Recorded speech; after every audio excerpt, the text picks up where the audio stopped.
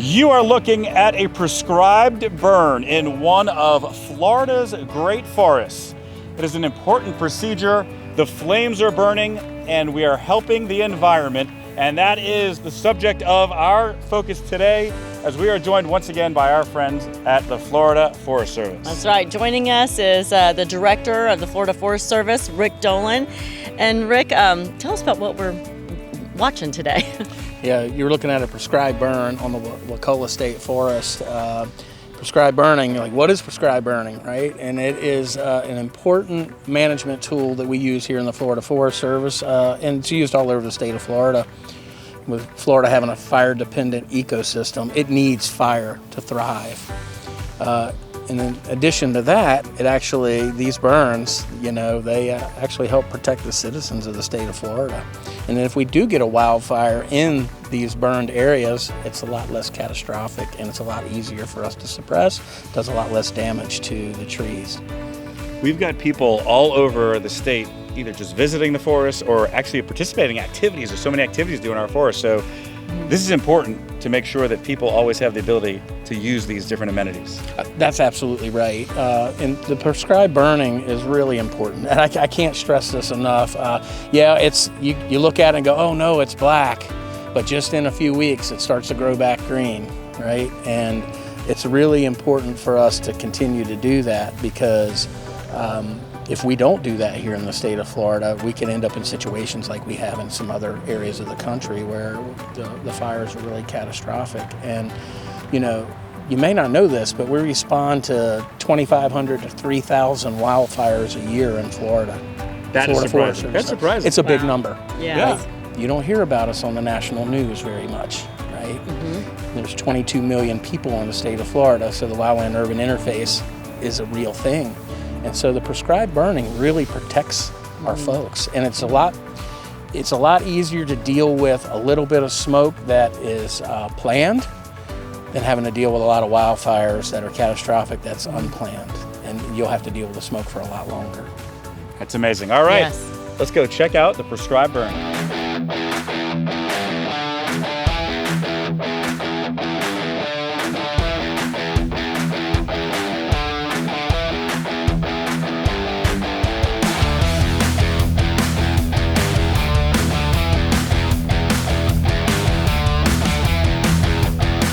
I'm here with Chris Colburn, District Manager for the Florida Forest Service. And Chris, we're out here today at a prescribed burn. And tell us the importance of why you do this. Okay, well, prescribed fire is probably the most important management tool, land management tool in Florida. We burn to protect people, reduce the fuel buildup, the hazardous fuel buildup, so that when we do have a fire in the forest, it's easier, it's safer and easier to control. It also improves habitat for wildlife, biodiversity, and overall forest health improvement. And so we were here, we saw the helicopters land earlier. Mm-hmm. Tell us that component that goes into this process today. Okay, so the Florida Forest Service has helicopters that we use primarily for wildfire suppression, but we also use them as a tool for prescribed fire. And what they'll do is once that black line is established, like we talked about, is they will launch, and they have an operator on the helicopter with the pilot, and they have a machine called a plastic sphere dispenser.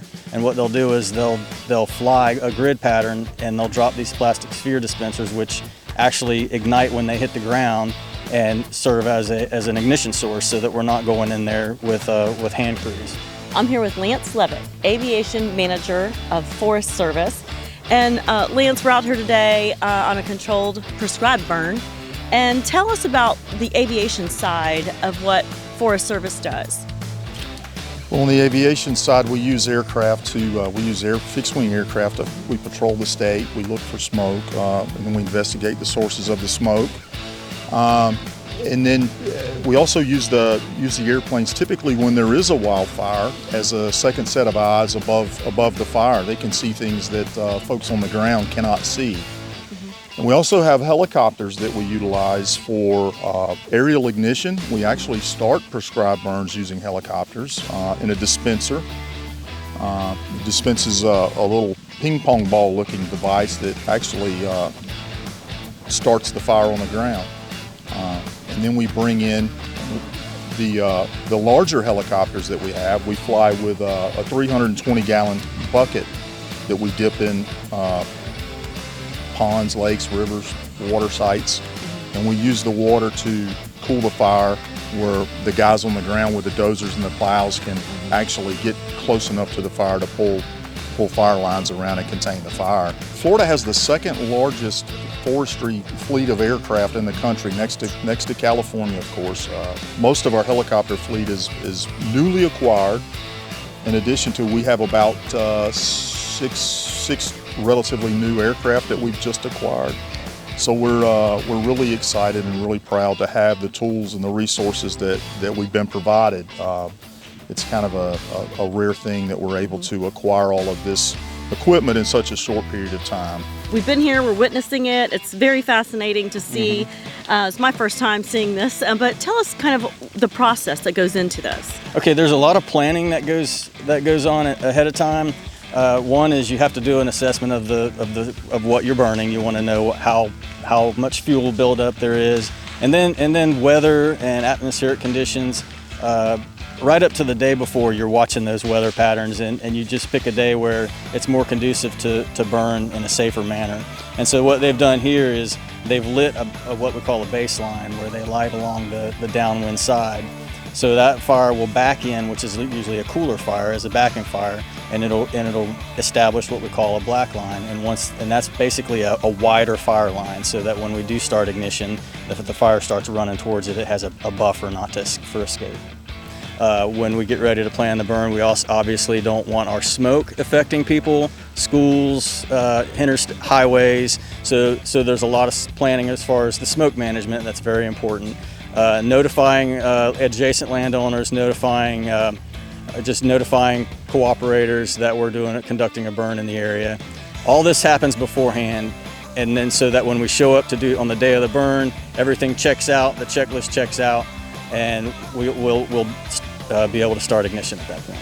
So Chris, we have lots of tourists and new residents moving into our state often, and they may not be familiar with what you do here with a prescribed burn. So, kind of educate what goes on, and so people know when you're doing a prescribed burn what it's about. Florida has a landscape that has evolved with frequent fires even before people came to Florida. So it's important for Florida's ecosystems to have that fire, and also to reduce the risk of catastrophic wildfires.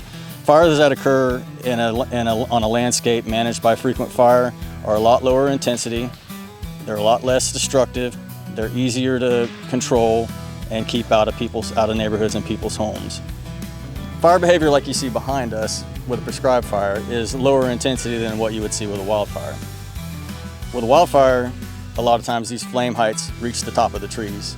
That's very destructive, moves very fast, spots in the neighborhoods, and damages the resources. When we do it this way, when we plan properly with the weather and the conditions, fuel, moisture, wind, humidity, dispersion, when we plan it this way, we kind of have a little bit more say in how the fire behavior is progressing across the stand, not as destructive, where it's reducing that hazardous fuel load at the forest floor, then the mid-story, without completely destroying the overstory and the resources. Fascinating, it truly is, and all of you do such great work to keep our state beautiful, and we're glad that we can highlight it and show the average citizen and the tourists around the state why our state is so nice, and you help keep it that way. Thank you. Wow, that was a really great segment and fascinating what your department does for the state, and it was really neat seeing the helicopters also. And tell us about the fleet. So we have an excellent aviation fleet with the Florida Forest Service. We've been very blessed to upgrade that in the recent years. We have 10 helicopters, and we utilize those for wildland firefighting, but as you can see, for prescribed burning, it's an excellent tool for us to get large numbers of acres done in a short period of time, and it's a very safe, effective way to get burning accomplished. It provides, our firefighters are exposed to less risk by actually not having to traverse the middle of the burn units, and you're able to light those off with the helicopter. Melissa thought she was going to go up in one of those helicopters, and wasn't able to get in there that day. Yeah, I wanted like a scenic tour, but I guess that day wasn't the time She thought for she it. could even fly then.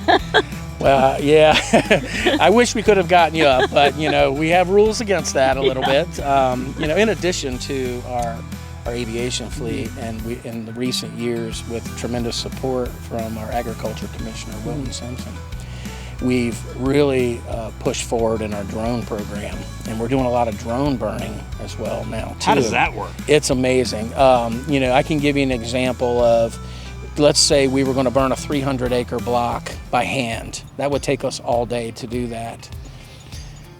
And we would have to put people in the middle of the block, lighting and doing all that stuff, and exposing our folks to added risk. Mm-hmm. With the drone, we can burn that same 300 acres in about an hour and a half and not have to put a single person in the middle of it. And the beauty of that is we're looking at a screen. We can actually see what the fire's doing, and we can adjust our burn patterns to adjust the fire intensity with the drone. And we literally can get, the same amount done in, less a quarter of the time. And Just for clarification, Wow. the drone is starting the fire, or the drone's putting out the fire? starting the fire. Okay. It actually has, much like our helicopters that drop the plastic spheres, drone has that capability as well. And then when Wow. the real helicopters come in to put out the fire. We utilize them to actually suppress the fire. We Right. do not use drones to suppress fires. They're We not- use them to light fires. Probably not That's big it. enough yet to carry the water and everything. No, not yet. Not We're yet. not Yeah. that far advanced yet, but I'm really proud of the team and how the last couple of years, how we've really pushed that program forward. And it's really an excellent tool for us to supplement our aviation fleet and really supplement the prescribed burn program. It's really great. It was really, truly fascinating to witness, wasn't it, Joel? To be Yeah. out there with your team and see what they do and how you protect our state and keep it our Sunshine State looking beautiful. So it was a neat experience. Yeah, and we're talking about these prescribed burns. We're talking about all the activities that happen.